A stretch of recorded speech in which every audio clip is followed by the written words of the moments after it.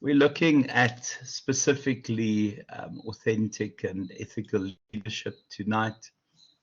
Um, it's one of those areas that has received a lot of attention, and the idea of authenticity and trust going hand in hand, and people starting to distrust people who are inauthentic, and it really is about the essence of what leadership should be.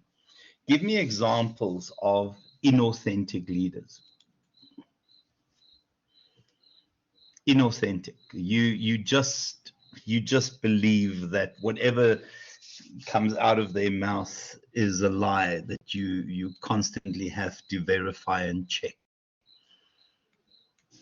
Give me examples of inauthentic leaders. Is it inauthentic or unauthentic? I don't even know. I'm Afrikaans, so I'm going to stick with that excuse. Guys, can people hear me?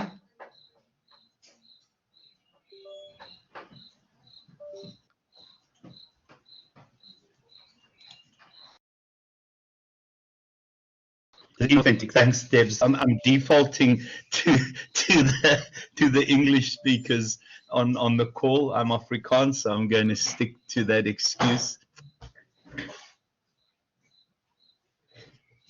Give me examples of inauthentic leaders, people that when their lips move, you know they're lying.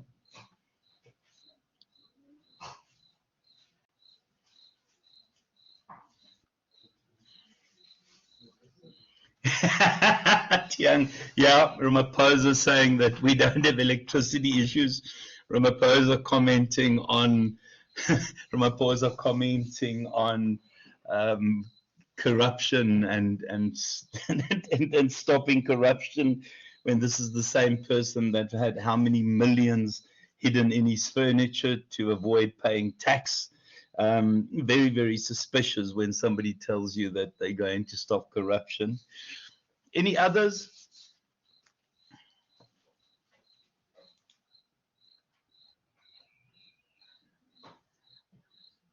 Guys, I'm just going to change my connection onto my...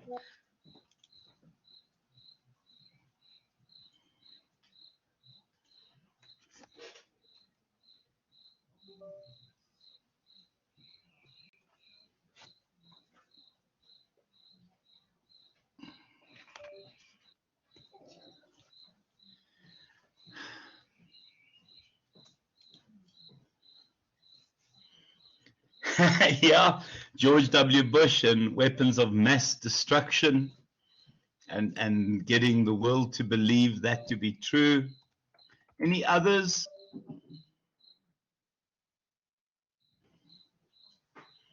Comments about this person?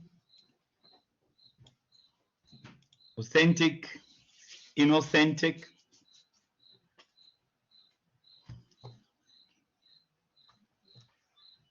Authentic, inauthentic?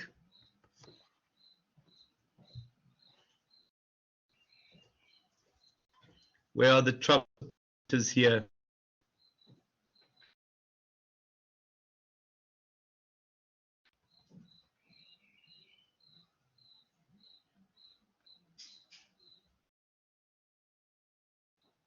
Guys, you're so quiet tonight. I'm getting nervous.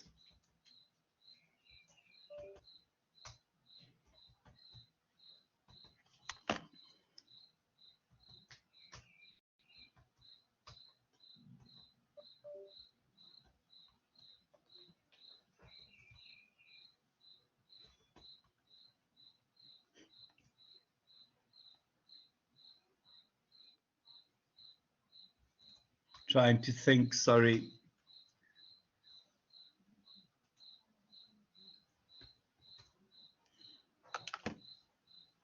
Guys, I'm going to go out and come back on.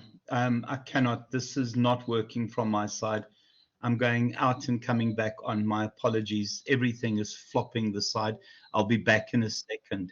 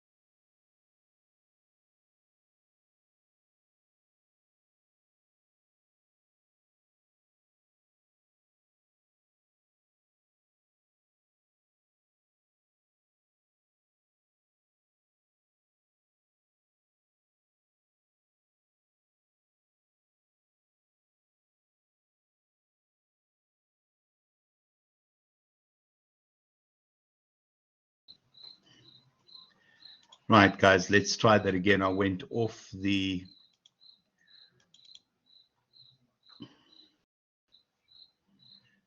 fiber and I just put it onto my backup modem.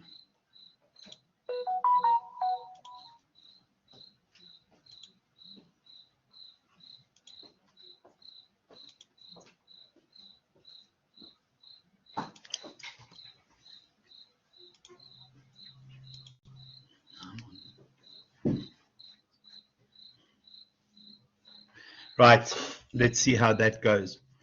Right, so if we look at inauthentic leaders, the one thing that I would love for you guys to watch is to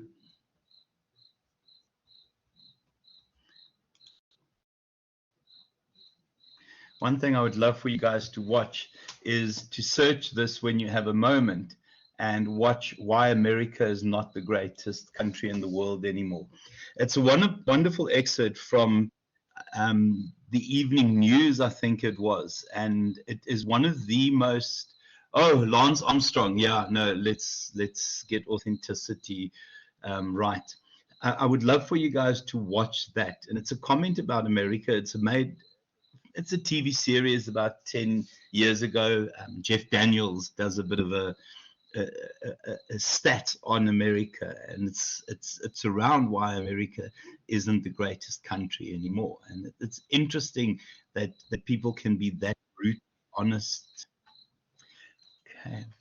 Yeah, Steve Smith, Dave Warner. I mean, and the worst is, I think Steve Smith was innocent. I think he should have stood up as a leader. Dave Warner, yeah, real questionable behavior on his part. So if we look then at what authenticity is, and it's a definition, but essentially it is where your behavior matches your values, matches your beliefs. It is where everything is congruent with everything else, where when a person says something, people can see that this is the person's genuine belief, that they're not talking for the crowds, and also the fact that you, from a personal perspective, don't suffer from cognitive dissonance. Now, if we know what cognitive dissonance is, it's where your values are out of step with your behaviors. But it builds trust, and it really is when somebody talks to you, you believe what they're saying because they look authentic, they come across as authentic, they come across as real. Very difficult to put politicians in the sort of authentic leadership category. Very difficult to even understand sometimes how politicians say what they say, and then the spin doctoring around and the PR campaigns. So for me, if we look at authenticity, I love that opening line there, to thine own self be true. So it is really knowing who you are, knowing what you stand for, being comfortable in your own skin, and also never coming across as fake. Again, the moment we think about fake, we think every single politician that has ever lived. It's very difficult to find an authentic politician. Bill Clinton, I don't know. Barack Obama, guys, authentic, inauthentic?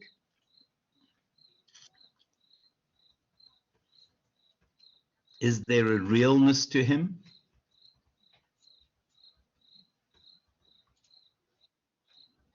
I think he's very authentic. I think he's one of the greatest leaders post 2000. The genuineness of that individual, and there's nothing that's artificial about him. And my favorite is when he messes up, he admitted messing up. I mean, one of his early mistakes in his presidency was appointing somebody who had some corrupt charges against him in a financial advisory position. Now, the rest of the world would have gone and spin doctored that straight. He just went onto TV and said, I screwed up. And those were his exact words.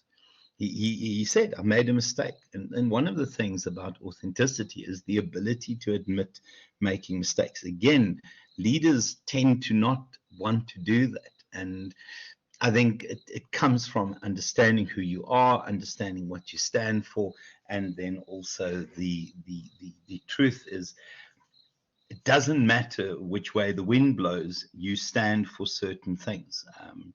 I think for me, watching some of our leaders, it depends on the crowd they're talking to. When they talk to business people, they say A, and then they have the same message, but the opposite when they talk to other politicians. And it's very difficult to trust politicians. So I think when we look at authenticity, it's this consistency. It's consistent in terms of your experiences, your thoughts, emotions, and beliefs. And again, it's about building trust. How would you define the term trust? How do we define the term trust? Because we know globally there's a crisis of trust. Can we trust South African politicians, for example?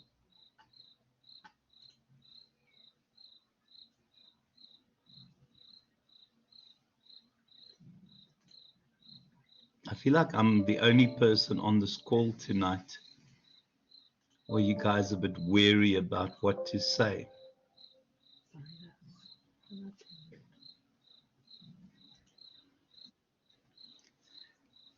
Trust, reliable. Yeah. Are they, Boyo? Which politicians do you trust? Give me one name that you trust. I think, and the lack of integrity, absolutely. So trust has to do with integrity. How would you define trust? Who trusts the organization that they work for, that the organization has their best interest at heart? And what do you base that trust on?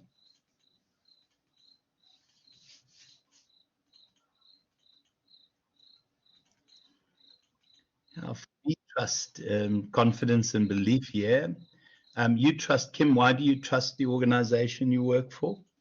My second gives- comment was going to be, do you trust your organization that you work for, Henny? I have to. I've been a contractor for 25 years. Wow. I trust my campus. I really trust the people at my campus. I don't.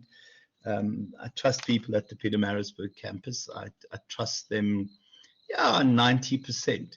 The problem is finding people to trust, because if you think of your own life, how many people do you trust, truthfully trust in your own life? How many people do you actually trust? And I want numbers. Most people can't get past one hand.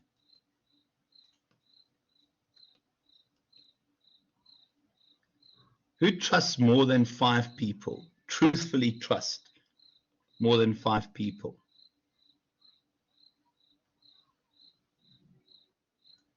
Yeah, I know. Devs, I'm not more than 5. I don't even trust my own parents. Not, yeah, I didn't even trust my parents.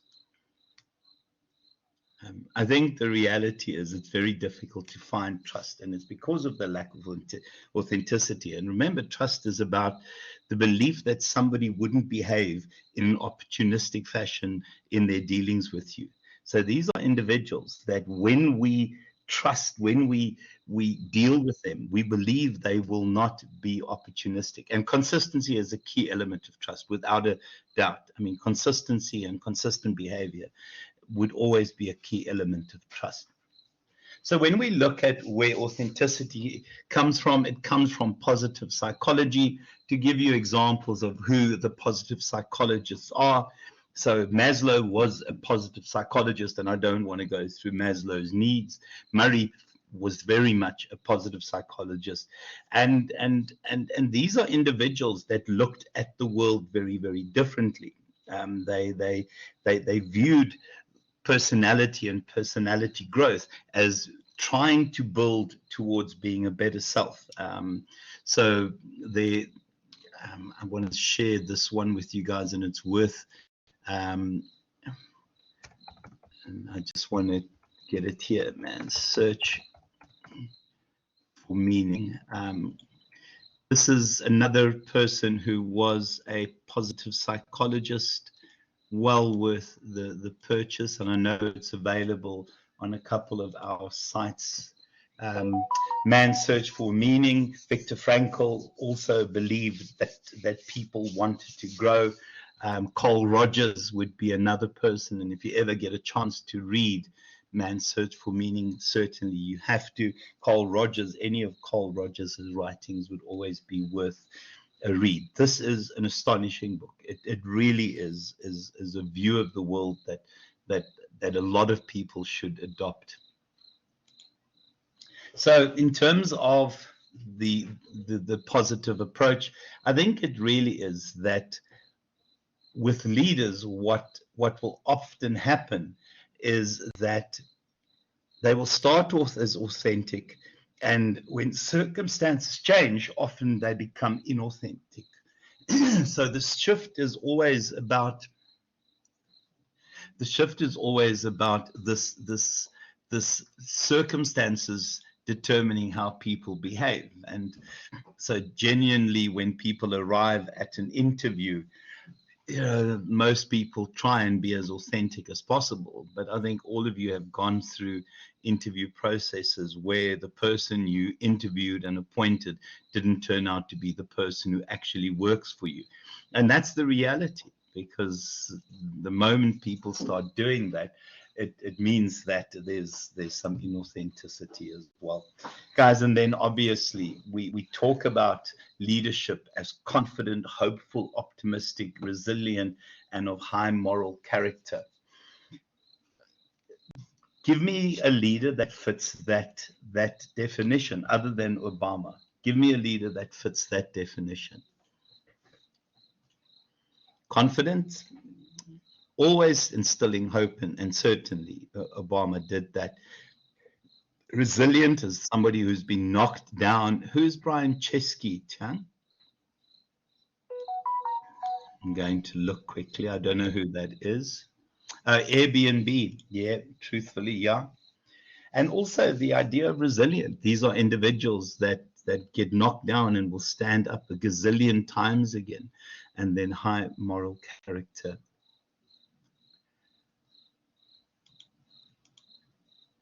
So when we think of the transformational leadership, and be careful that this isn't linked in terms of an exam question. I can't remember offhand whether I did use this in the exam. I think the authentic transformational leader would be somebody who will take you through transition processes and do it in a way that doesn't benefit themselves. So when we think of Mandela and taking us to a democracy, I think there was real authenticity there. The problem is where you have pseudo-transformational leaders, where it really is about using elements of transformation leadership to benefit themselves. I mean, the picture I've got there is Hitler. And Hitler was able to convince an entire nation to go out to war against the world. And it's strange that people would fall for that. The idea that we have these pseudo leaders that essentially are inauthentic and use whatever power they have for their own benefit and their own agendas. So when we look at authentic leaders, the first one is about purpose, it's about meaning, it's about values. So part of that is to have a clear vision for an organization. Part of that is to, based on that vision, have the supporting structures and ultimately creating a culture where there is honesty and where there's trust and where people contribute positively. Long-term enduring relationships with people, and then also the fact that you know where they stand. And these aren't pushovers. I think the last thing that we must think about authentic leaders is that they're doormats. They're the opposite of doormats. They definitely have a sense of what they stand for, what their principles are, what their values are. Consistent and self-disciplined, and then, when their principles are tested, they refuse to compromise. And then lastly, it's this idea that they constantly grow and live out themselves. Who would say that they fit that picture? And why would you fit that picture? Who finds positive relationships and building relationships important in an organization? Because I've worked with people who've told me that they're not here to make friends, they're here to get people to work. And that's not really relationship building. And when we look at these, yeah, our relationships is everything. In an organization, without positive relationships, nothing ever gets done. And then to also just say, it's this idea of constantly growing to become more authentic, constantly focusing on becoming the better version of yourself and the real version of yourself. So when we think of, yeah, absolutely, 100%. Yeah, it is. And Mads, for me, I think what I try and do, and I don't always do it well. Oh, without a doubt, Devs, that's a beautiful, beautiful way of saying it. I think sometimes in terms of my approach to lectures, it's more about my relationship with you than the actual lecturing itself. For me, I try and maintain positive relationships. It's as simple as that, because without that, my classes could never work. And I think it works for me. Whereas I think you might have encountered people who are there to lecture and not anything beyond their lectures. And I find that very difficult for me to be that kind of person. So in terms of authentic leadership, yeah, again, there's nothing new there, except I like that last statement. What does the term leading from the heart mean?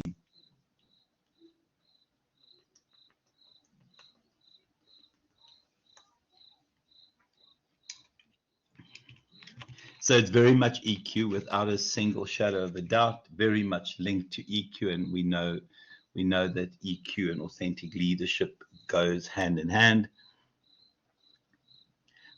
What does it mean to lead from the heart?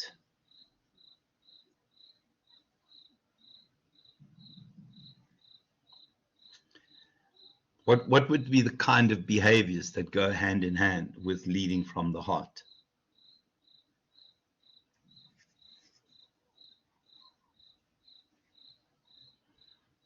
For me, it's not expecting people to do things you wouldn't do yourself. I think for me, that is part of leading from the heart. It very much is selflessness. It's that kind of servant leadership approach where it's not about you, it's about your followers, it's about empathy. And it's also about the ability to be passionate about what you do, is to be passionate in terms of everything that you do. You don't do things half-heartedly. You either do it well or don't do it. Oh, absolutely. I mean, for me, I cannot stand people who worry about their titles. I work with somebody who constantly, oh, without a doubt, Jane, I work with somebody who constantly refers to herself by her boss's title, and everything about her is title driven. And I think, and it's not title, it's job title driven. And I'm thinking, really? I couldn't care about people's job titles. I don't care about titles, in fact. So when we look at the 5 characteristics that link together, for me, the words that you guys have used are quite interesting, because we've already had consistency. Compassion is empathy. So let's be honest. People used passion. We've spoken about behaviors in line, and then about relationships, connectedness. It's interesting how we all know what authentic leadership is, but how difficult it is to find authentic leaders, truthfully, in the world of work. I mean, I think I work with inauthentic people sometimes. I think where their lips and everything, you know what is coming out there, is a load of rubbish, or they're trying to play you. But it's interesting how you guys have defined those out there, and it's almost, we know what an authentic leader is, but it's difficult to imagine finding those kinds of individuals. Who works with authentic leaders and what makes them authentic?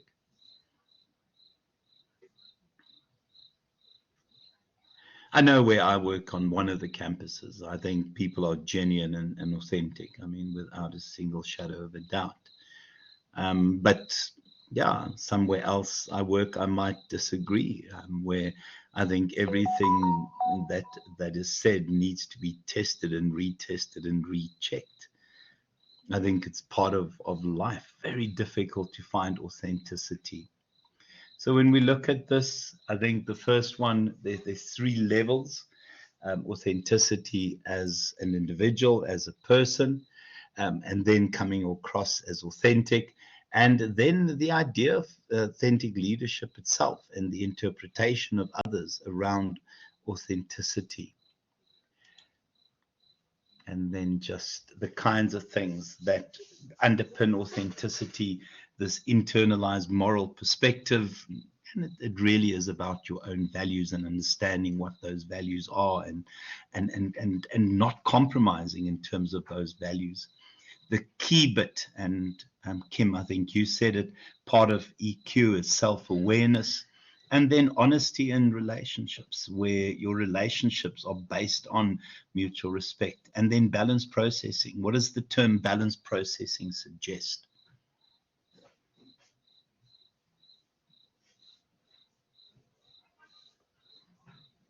What is balanced processing? For me, it really is about the ability to look at information and discern from the information based on what you see, and then deciding how to act. It's not about prejudging, it's not about judging, it's about taking in information and having a balanced view of the world. So when we look at each of those, yeah, so internalized moral perspective.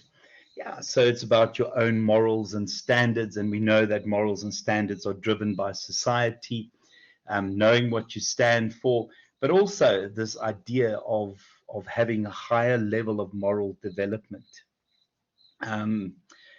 Again, if we look at the world, it's very difficult to find truthfully moral leaders. I think sometimes in South Africa, when we look at some of these lay preachers that are around, levels of morality are always questionable.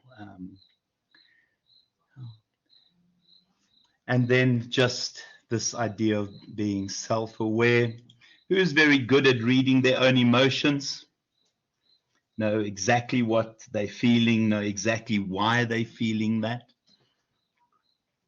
And there's two elements to that. It's reading and understanding your emotions, and then also behaving in line with what your emotions are and knowing when to not behave. Self-awareness. Who knows all the time what they feel, what they're thinking, know when something's wrong and know when to essentially step away from situations? Or who here to their boyfriend's house? Who here would be in a bad mood, know they're in a bad mood, and then go to their boyfriend's house to pick a fight, or go home and pick a fight with their husband? Notice how I'm referring only to females here. Who does that? Know that they, I think that's cool, Debbie, Debs. Who here does that? When they're in a bad mood, they go look for a fight. Yeah, I'm a little bit sexist here. Listen again what I'm saying. Who goes and looks for a fight with their boyfriend or their husband? Notice men don't do things like that ever, guys. And then just this idea of trust and trusting relationships. And again, when I ask the question, how many people do you trust? And most of us can't get past one hand. It gives us an indication of how many inauthentic and questionable leaders there are. I mean, I don't trust any politician. It's very difficult for me to trust a single politician. Um, it's very difficult to trust people. Guys, and then balanced processing, yeah, it's the ability to look at information, to investigate, and then take decisions that essentially would be based on the information and challenge different views that essentially you consider are wrong. So in terms of the model, that's what we have.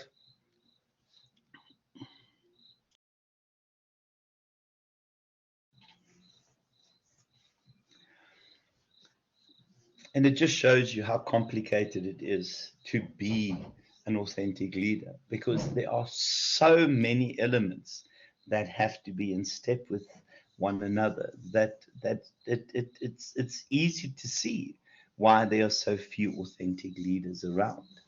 I think when you get that, this is the kind of stuff that we have, people that are engaged and work hard and workplace well-being. Does anyone work here and remember what happens on here stays on here? Work in a toxic organization or have worked in a toxic organization?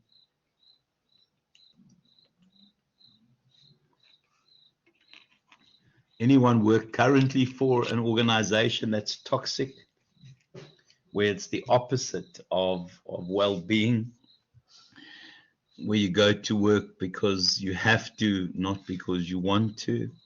I hope not, guys. Anyone work in that kind of environment that all they're doing is looking for another job? Yeah, and it's amazing how much people hate auditors. It's a strange environment to work in.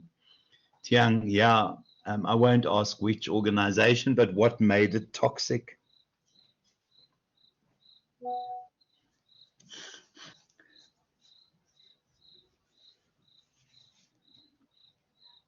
Everything about it. The mismanagement, people not getting paid. Geez, Um, today. yeah, people's well-beings not being taken care of. Literally everything was a disaster. I didn't even spend 6 months there, and to think that there were people that had worked there for over a decade and were tolerating that kind of a treatment from their employer. And to date, there are still people that are left and still complaining about the very same thing. See, people are desperate sometimes. People have bonds and cars to pay and kids at school, and yeah, you don't rock the boat. I sometimes, and it's going to sound quite awful what I'm going to say next, is that I've had several students go and work for call centers, and everyone despised working for the call center. It was toxic all the time. I don't know if anyone's ever worked for a call center. Oh yeah, no, without a doubt, Joanne. I think we know that different departments, because of leaders. Mads, how much do they love you or hate their job? So I think it's been one of the more challenging managerial roles that I've been in, because it's obviously call centers all about the metrics and driving numbers and not so much about the employee's well-being. But I think I've made quite a bit of a change. So from a people perspective, it's going well. But in terms of the role that they do, it's very hard to get the buy-in and the commitment, because it's basically the same thing every day, and it's extremely high pressure as well and little rewards. So it is quite challenging. Yeah, no, it is.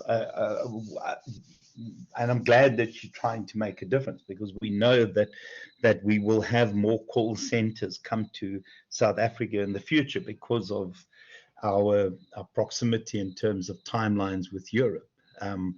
But we've had some strange behaviors within call centers that my students have told me about. I mean, one of the worst is this was a call center selling electricity in the UK, and the guy had to change his name because they argued that the Brits can't say African names, and it was Ndu. I mean, wasn't a very difficult name to remember, and they wanted to call him Michael O'Brien.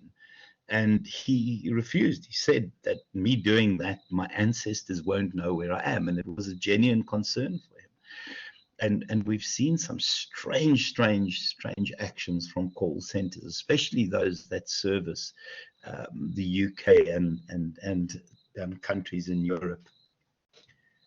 So when we look at this, yeah, part of that then is this idea that you have all four dimensions covered, and it's so difficult to do that.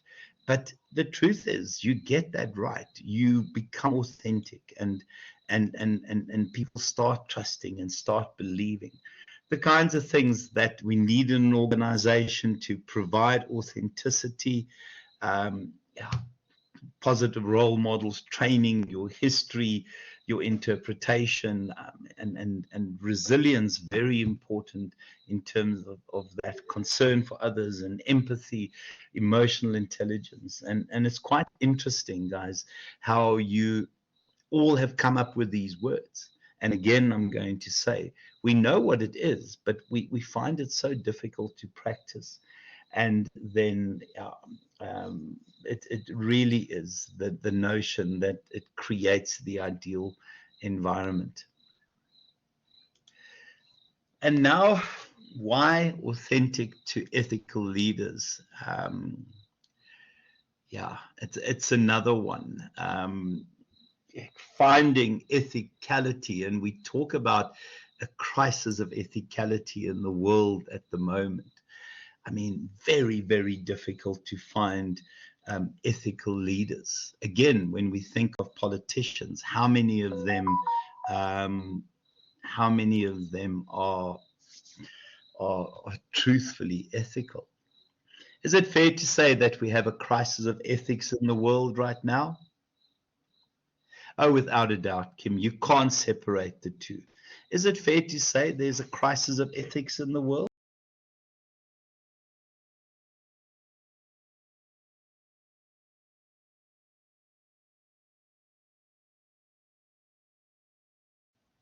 And it is. I mean, we look around the world and we watch behaviors from individuals that suggest you have no ethicality anymore.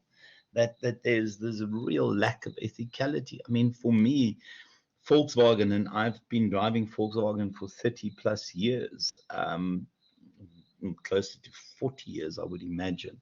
But when they deliberately had software that manipulated the readings of their emissions. I mean, this is a world-class global company, and the leadership knowingly had software that misrepresented the levels of emissions, toxins into the environment. Apple, and these people were caught out by a 15-year-old student doing a school project, how every update on their older phones slows the processor down. I mean, it's unethical. Who takes that decision? Who in the business takes a decision that when you do your updates, that your Apple slows down, the processor speed slows down? And this is a global company, and as the processor speed slows down, then obviously there's a demand for a new phone, because it's just not good enough anymore in terms of what you get from your phone. Give me other examples of ethical blunders where people were caught out as businesses. I think everyone remembers the Volkswagen's emission scandal.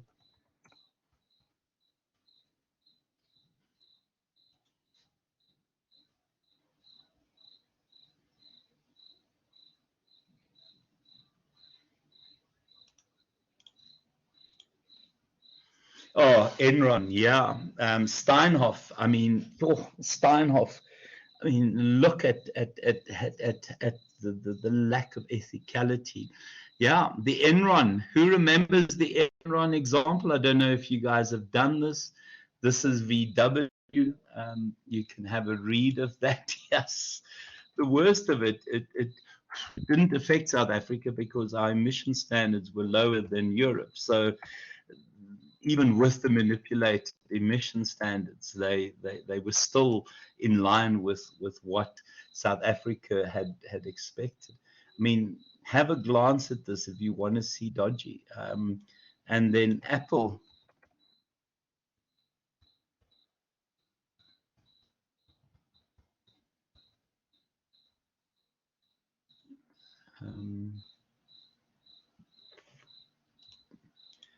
Yeah, here is another one. Let's hope it opens. I'll pull it across. Who was aware of the iPhone scandal? Yeah, Joanne, you say that I should drive a Ford, but you forget about the Fords that kept catching fire, the SUV.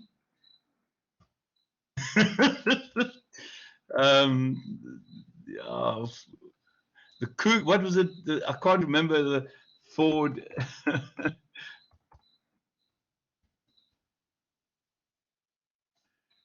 Fire. I can't remember which SUV it was. Ford Cougars, yeah, the Ford Cougars. I mean, my goodness me, and they refused to admit that it was a design fault. I mean, how the heck? Now you want me to go buy a Ford, Kim? No, but I mean, obviously it has been dealt with. But I mean, there are still Cougars on the road. Yeah, this is a nice South African one. And again, not admitting fault. And I know from a insurance perspective, you never admit fault. But there is the culprit. Oh my gosh. There is the culprit there. And then Enron, yeah, Enron, if you guys have studied Enron, the movie to watch is, and it's a documentary, The Smartest Guys in the Room.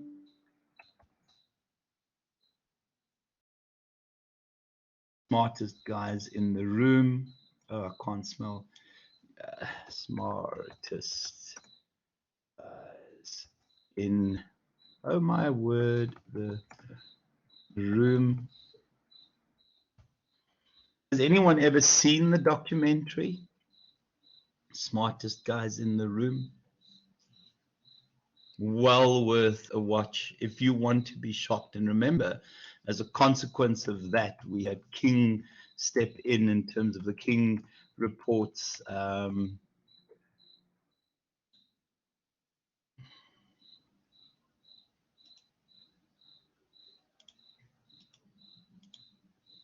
If you want to learn about being dodgy in business, the movie you go and watch.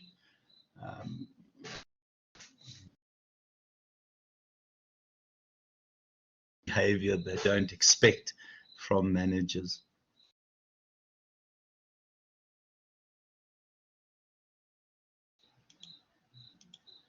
So we have this crisis of ethics. We don't believe organizations. We don't trust organizations. But often when we think of what is a good leader, we think what is an ethical leader. And that's really what we're asking.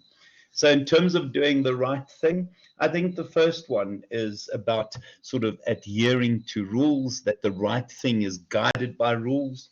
Comments about that? That the right thing is about sticking to rules.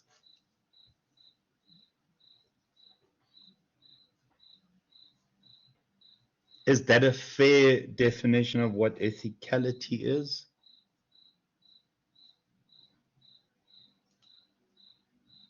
I think every one of those examples we've shown you there is about guys somehow sticking to rules.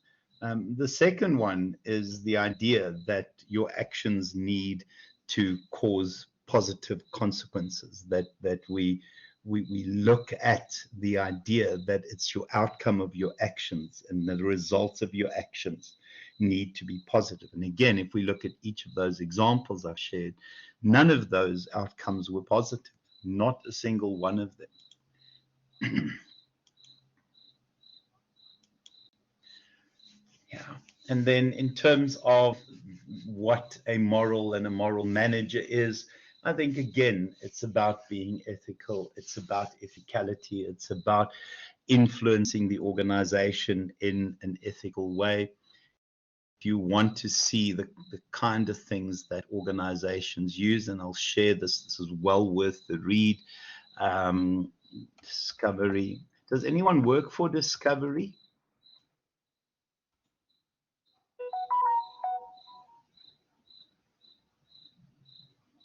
Wonder if this is the right one.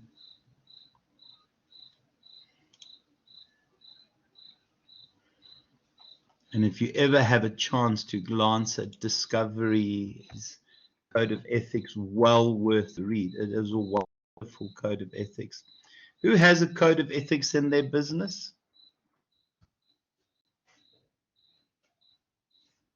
Who has a code of ethics in their own business? And just look for their code of ethics. Really, and Debs, what does the code of ethics say?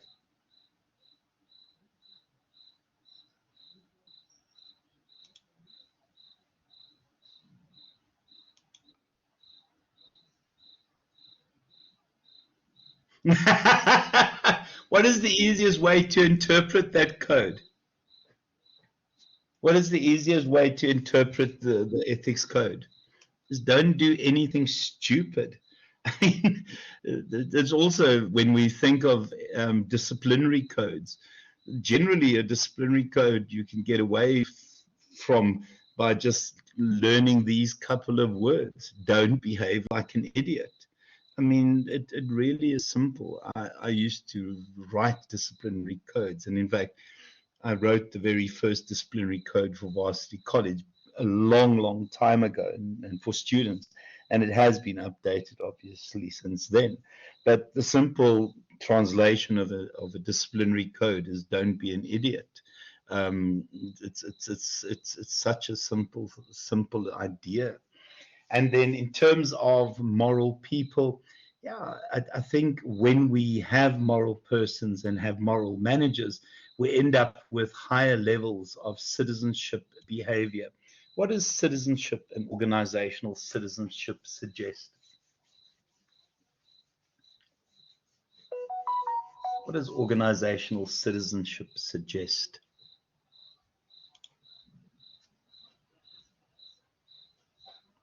How do we define the term organizational citizenship?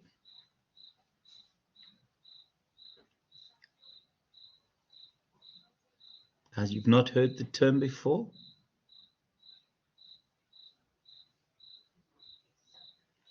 Remember, organizational citizenship is going above and beyond. It's going above and beyond without being asked to do it. It's the kind of stuff, if a colleague is off sick and you know the colleague has urgent stuff to finish, you step in without being asked. It's the stuff that go hand in hand with the psychological contract that we form with organizations. I mean, it's not the written stuff, but it's the deeper meaning in terms of your relationship with an organization. And citizenship behavior, there's a lot of studies being done on citizenship and citizenship behavior. And it's an astonishing feature of where people work for really positive organizations, and they're happy to give more. They're happy to go in terms of the above and the beyond. And then just other bits on ethical leadership.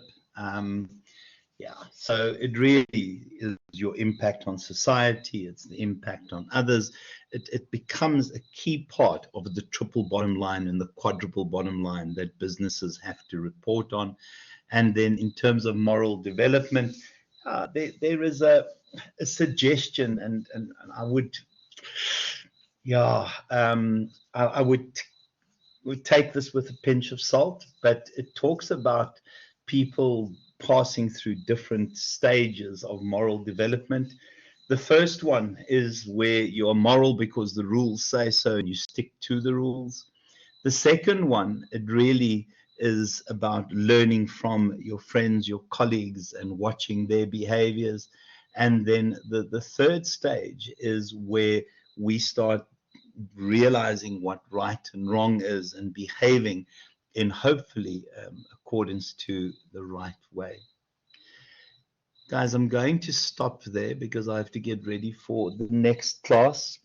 Thank you for tonight. My apologies for arriving late. It has been a bugger up today. Any questions, any comments?